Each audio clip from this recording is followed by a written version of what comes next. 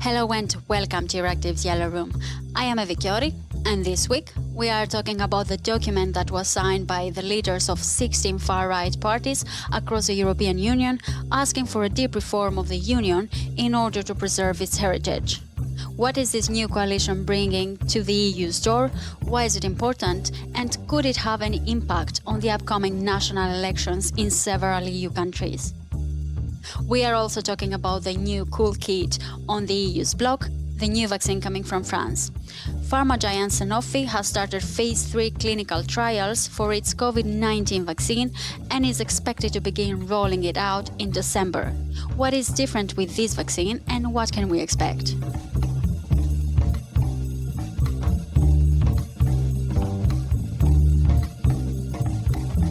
Now, the leaders of right-wing parties have signed a document asking for reform of the EU.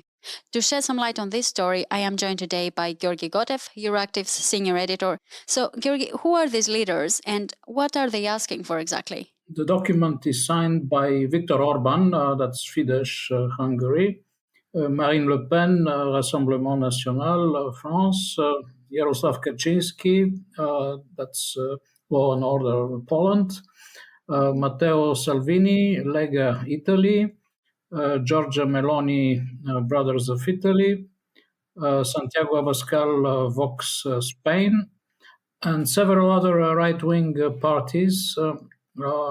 Most of them have only one or two MEPs from Bulgaria, Austria, Belgium, Denmark, Estonia, Finland, Greece, Netherlands, Lithuania, and Romania. The leaders of the far-right parties that signed the document see this movement as a response to the debate on the future of Europe. And according to them, in that future, the traditions of the European nations cannot be absent. They take position against what they call attempts to create a European superstate, which is, according to them, a manifestation of dangerous and invasive social engineering.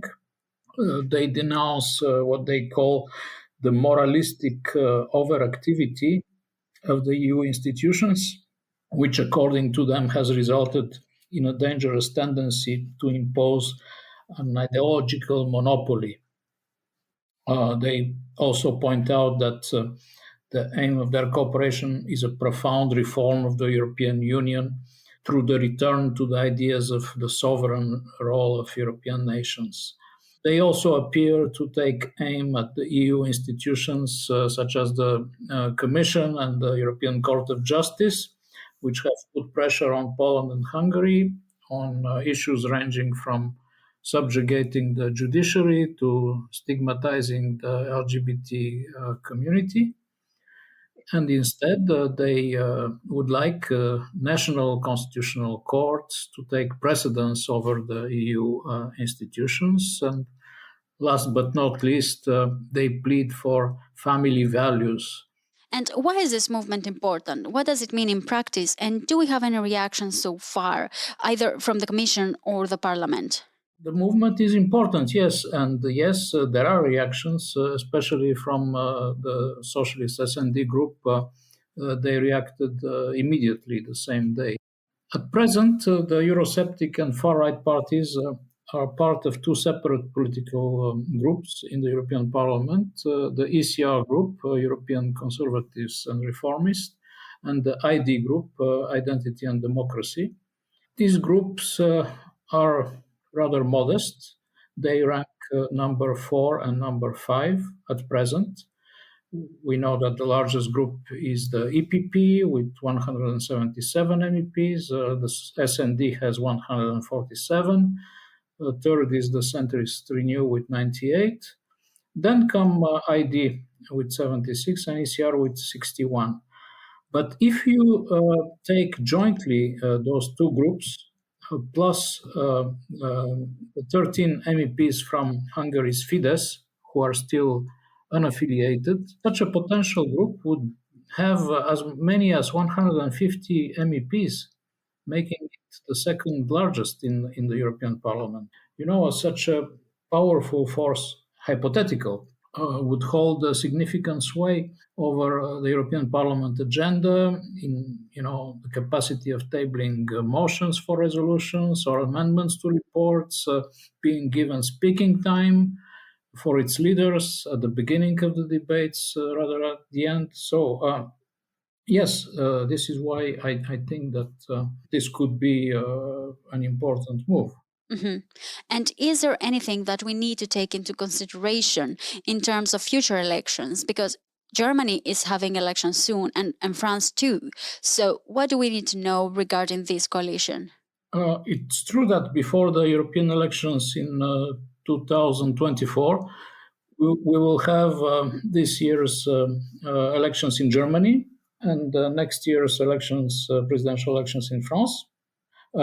National elections are key for the far-right parties, and the presidential election in France is one that they favor, because this is the election where Le Pen has directly challenged successive French presidents. However, the recent local election in France was rather disastrous for Marine Le Pen's Rassemblement National, and the presence of Marine Le Pen at the second round of the presidential election is possible but not guaranteed.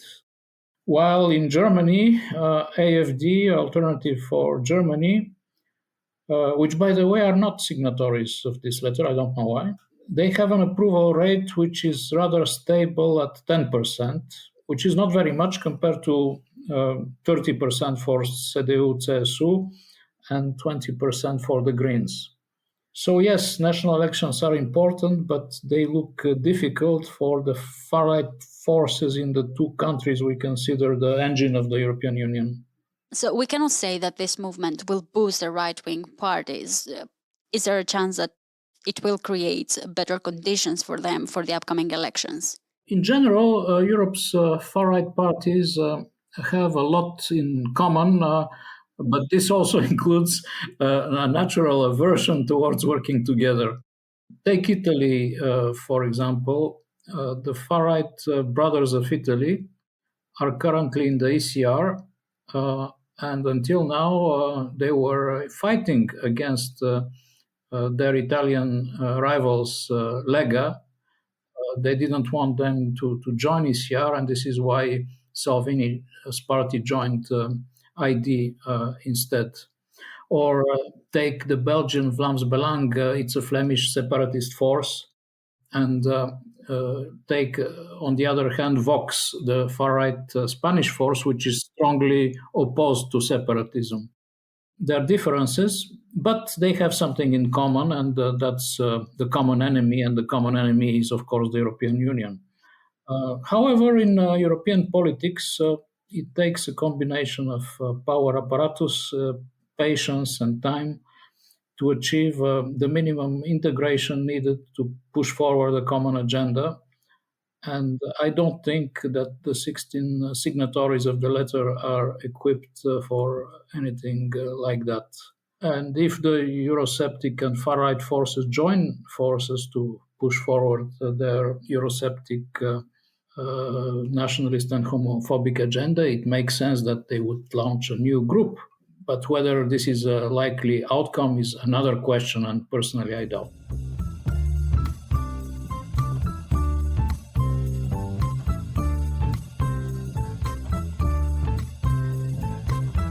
You're listening to EURACTIV's Yellow Room. And if you want to expand your knowledge on other EU policy fields, you can listen to our Digital Brief podcast and Agri-Food Brief podcast. You can find them on your favorite podcasting app.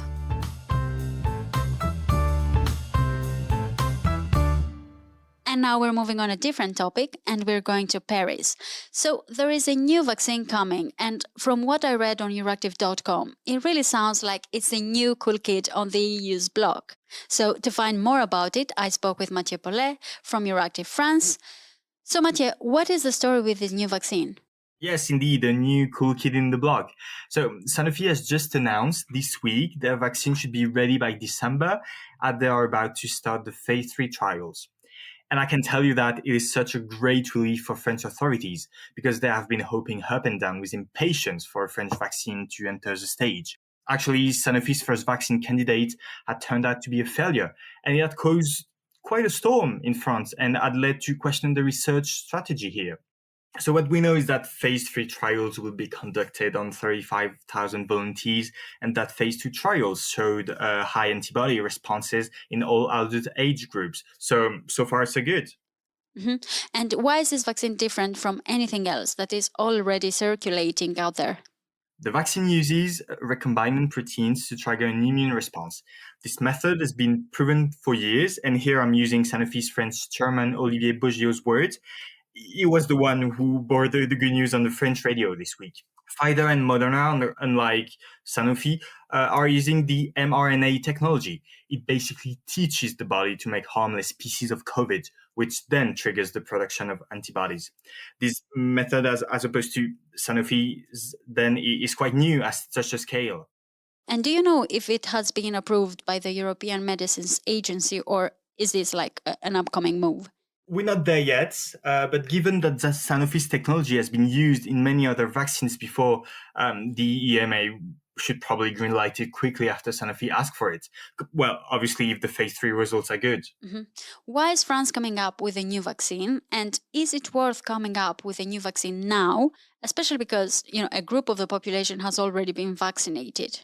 Well, I believe it would be worth on many levels, actually. You have to know first that only 37% of the French population is fully vaccinated as of today, and vaccination numbers are stagnating as we speak. So considering we are yet to arrive to herd immunity, and far from it, actually, the new vaccine could be the key to convincing the many French people who are still reluctant to get themselves vaccinated. Because it's French, but maybe more importantly, because it uses a well-known technology, which may comfort the very part of the French population which is worried it is being experimented upon. And also, Sanofi and the French authorities are confident it will come handy for boosters doses. According to the French Industry Ministry, Sanofi's laboratory is already working on them, and they have excellent results. And here I quote, perhaps more promising than the mRNA vaccine boosters. So it's definitely worth coming up with a new vaccine, especially because it is different than the ones that are on the markets already. And do you think there is a plan to distribute the Sanofi vaccine to other EU countries? We're not there yet, but I think, the vaccine will prove super useful to help other EU countries getting vaccinated. The Sanofi vaccine can be kept under easier conditions than the Pfizer, for instance, which will come handy for many other countries. Well, thank you, Mathieu, for joining me today. And our time is up for this week. I am Mathieu, and this was EURACTIV's Yellow Room. We will be back on your feed next week. Until then, visit EURACTIV.com for the latest news, and don't forget to listen to this podcast on your favorite podcasting platform. Thank you for listening, and until next time.